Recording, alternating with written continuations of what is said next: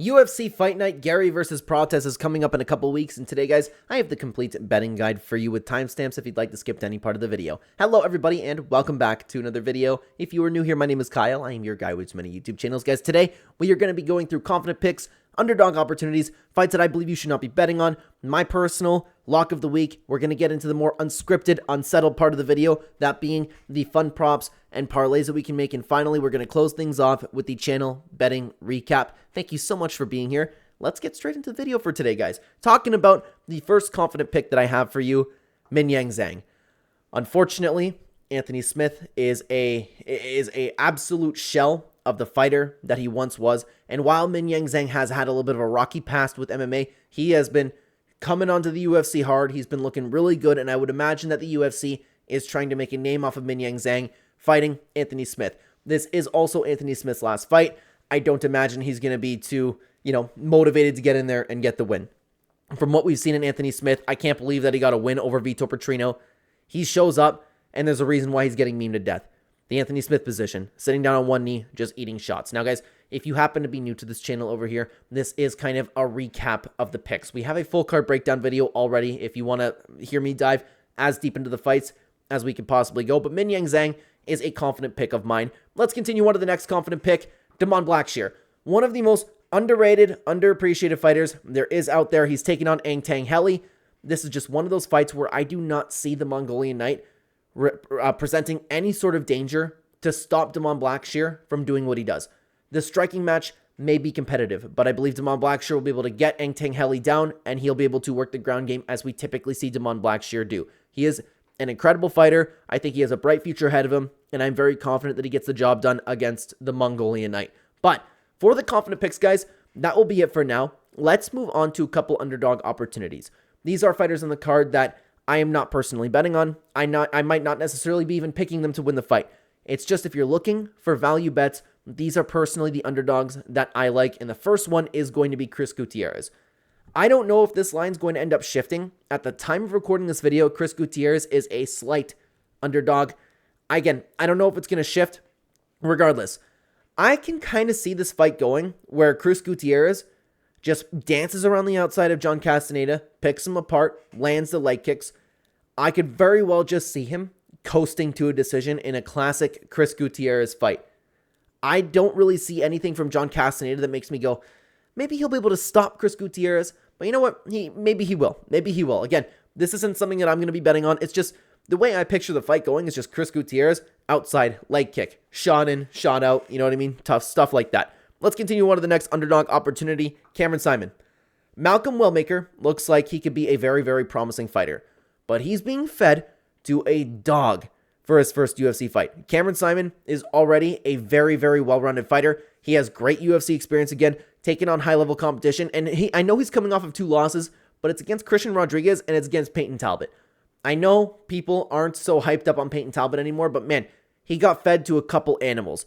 For your first UFC fight, to fight Cameron Simon, who's already been here with amazing, amazing contenders and a very, very well-rounded fighter, I'm not confident in saying Malcolm Wellmaker is going to get the job done at all. I like Cameron Simon to win this fight, and I think he's an excellent underdog opportunity. But let's continue on to a couple fights that I believe you should not be betting on.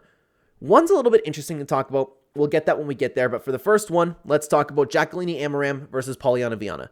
The way that I see it, a lot of people are all over Jacqueline Amaram, okay? Polyana Viana, it just wouldn't shock me if she somehow found the jiu-jitsu, found the Muay Thai, maybe landed some power shots. The reason I say that is because Jacqueline Amaram is so overrated.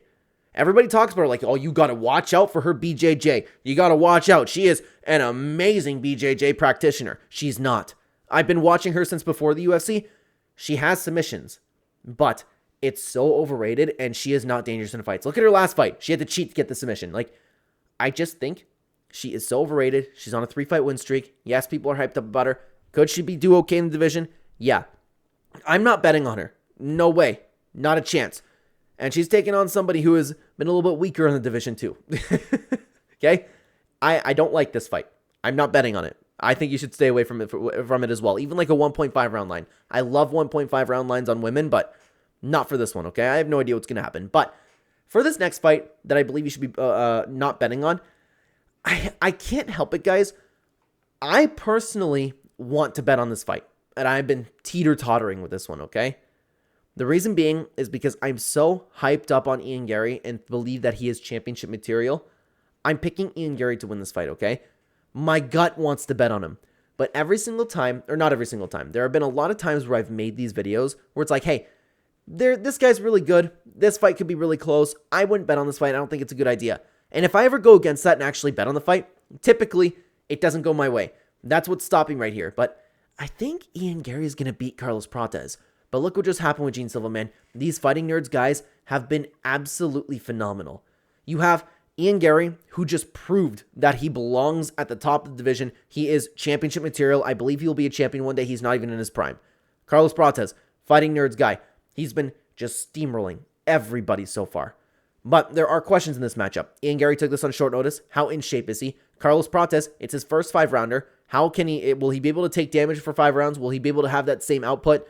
And he smokes. He smokes a lot, apparently. A lot. Will that be able to carry him through 5 rounds? Who knows? There are questions about this fight. I shouldn't go against my own advice, but I'm really leaning towards Gary on this one, guys. I think the best thing to do, though, is to not bet on this fight. Okay? Let's continue on to Lock of the Week, guys. And unfortunately, we do not have an exciting Lock of the Week for you this time around. It is the fighter in the card that I am most confident in to get the win. There is no value on betting on him whatsoever. It's Ikram Aliskerov. Andre Muniz is only dangerous with his jiu-jitsu. Ikram Aliskerov is a combat sambo world champion. There's no way he's getting subbed by Andre Muniz. He will beat him in every other aspect of MMA. I believe Ikram Aliskerov will win this fight. He will win it easy, and Andre Muniz will bring nothing for him. I feel bad for Andre Muniz because I like him. I think he's overhated, but there's no way that he wins this fight. But let's continue on to more of the fun part of the video and a little bit less structured. Now we're going to take a look at some props, some fun parlays that we can make. Let's start off, and let me know if this background, guys, is annoying because there's a new background that I have going on for these videos. I have the T1 and I have this message one. Always looking to make the channel better, so if you have any thoughts, please drop them down below, okay? So, we have some over and unders. Let's talk about that. Poliana Viana, Jacqueline Amaram, over 2.5 at plus money. Don't like that. Evan Elder over 2.5. Don't like that either. Ikram Aliskerov, Andre Muniz, over 1.5 minus 153. That could happen, but definitely not one to bet. Abus Magomedov and Michelle Pereira is an interesting one because I could see it going over and I could see it going under. Both of them could gas right away, and then the fight would absolutely go to decision, or Pereira just gets him out of there. Easy peasy. So I can kind of see why that's at pick'em odds right there. Anthony Smith, Minyang Zhang. The question is Anthony Smith going to last? How long can he sit on one knee and take punishment for? If you believe it's over 1.5 rounds, you get plus money for that one. I don't know what to make of that one, to be honest with you guys. What else we have over here? Ian Gary, Carlos Prates. I like over 1.5. I wonder what the line will end up being for that. David Onama was almost a confident pick of mine that I added to this card, but I didn't end up talking about it. Randy Brown, Nicholas Dalby should go the distance. They're two really, really tough guys. I'd be surprised if that fight had a finish, so I don't hate the minus 200 for over 2.5 for a prop bet. I don't mind that one little bit, but other than that, Jocelyn Edwards versus Chelsea Chandler, that's definitely going to go to a decision. I don't know, man. I don't know. There's nothing that's screaming to me for this card over here. Tough one for props, and I'm going to be looking at making a prop video, by the way, once all of those drop. Now, let's continue on to the fun parlay section of the video. Let's see what we can make, okay? Let's see what we can make. Of course, we don't have any props over here, and again, this is something that I want to get into when we are making an entire video dedicated to props. We can have some ridiculous parlays to make for the channel. I think that'd be pretty fun, okay? So, let's talk about it. Let's make some picks. Let's just see what the card goes if we can pick the entire thing, okay? We're going to pick Jocelyn Edwards, Chris Gutierrez, Damon Blackshear, skip. Cameron Simon, skip. Minyang Zhang, David Onama, Ikram Aliskerov, tough but Michelle Pereira, tough but Randy Brown, Ian Machado Gary. If we want to put even $10 on that, I'd be shocked if that wasn't hitting. Let's see if we can add let's see what happens if we add Jacqueline Amaram and Matt Schnell. That's a little bit better. That's a little bit better. If you want $10, you get over 1,000, but that's definitely not going to hit. Something my sister and I do every weekend is we put 10 cents on every single underdog. One time when we watched Bellator, we were almost millionaires. All the underdogs won up until the main card. 24,000 for that one. Definitely not going to happen, but what can you do? So what about some confident picks? If we get the confident picks together, like Ikram Aliskerov, Min Yang Zhang. Oh boy, we're not going to get anything for that, eh? Where's Damon Blackshear? Where's Damon Blackshear? Am I blind? There he is. Oh, excuse me.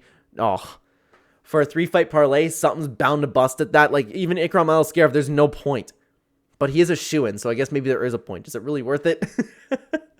Oh, man, I do not like this one for parlays, guys. I do not like this one at all. Maybe like a Damon Blackshear with a Chris Gutierrez, John Castaneda, maybe over 1.5 rounds, depending what that ends up being.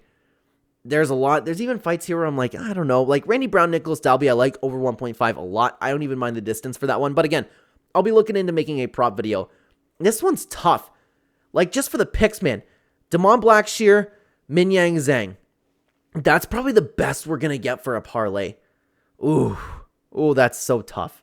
That's so tough. Sorry about the lack of transition there, guys. I had to end up doing a little bit of a jump cut, but let's continue on over to the channel betting recap. We did all right. Nothing crazy this week. We kept things small. We had the UFC 314 and kind of LFA 206, that being because we had one LFA play just in the fun parlay, which is just a very, very simple bet that we make, $5. So for the fun parlay, it did not hit. Yan Xiaonan ended up ruining the entire thing.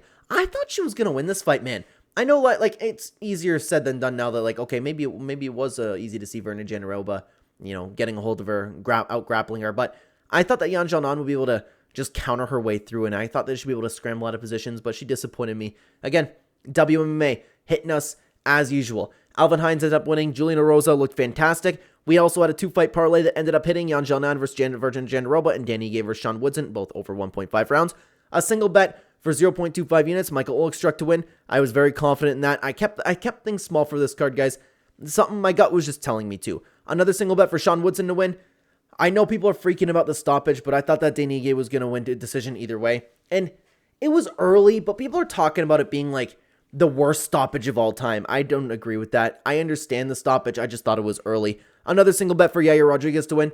I thought he was just going to be better than Patricio Pitbull. I thought that Pitbull was past his prime. If it was a younger version of Pitbull, I would absolutely not bet on that fight, but I liked Yair Rodriguez in that matchup. And finally, the one that actually did shock me was Diego Lopez. I am so happy, actually, that I lost this bet. I am. I really, really am, guys. Like, I don't bet a ton on MMA. Like, I mostly play for fun, right? I am a fight fan. I like to watch fights. I like to bet on fights too, but it was one of those things where I was super conflicted. Man, I wanted to bet so bad on Gene Silva. He was my most confident pick of the card, and I talked about that for the betting guide and the breakdown. But I didn't do it because I thought I wanted to cheer for Bryce Mitchell so bad to win that fight, and I didn't do it.